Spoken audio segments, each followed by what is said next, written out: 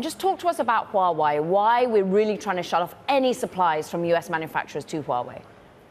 This is all about isolating Huawei. This is a company that for years the U.S.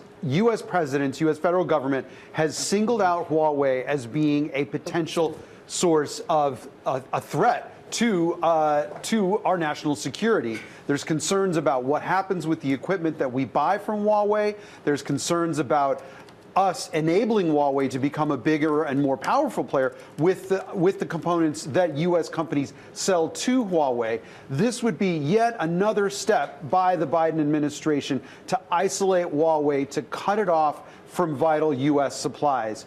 There's a hardening of stance under Biden, even from what it was under President Trump. So President Trump put Huawei on the entity list, but you could get licenses to do business. Which US names are impacted by all of this? Because there are US tech companies doing business with Huawei, or at least looking for exceptions. That's right. A lot of the business that we do with the U.S. businesses do with Huawei had already been cut off, but there were still some exceptions. For instance, Intel and Qualcomm, two of the companies that would be affected by this move, those two companies still sell. Intel sells chips for laptops that are made by Huawei, and Qualcomm sells chips that are used in some of the phones that Huawei sells. So you were still having some U.S. companies do business with Huawei.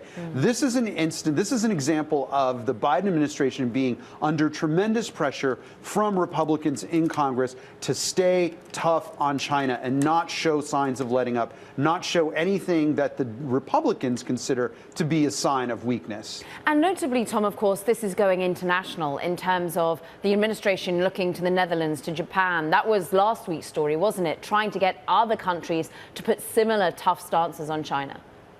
You can't do this alone, even though the U.S. is a major leader in chip-making capabilities, technologies. You can't do it alone because NXP, for example, from the Netherlands, sells some chip-making equipment into China that is highly specialized, very technical, and very lucrative for NXP. And it's a technology that you just cannot replicate easily.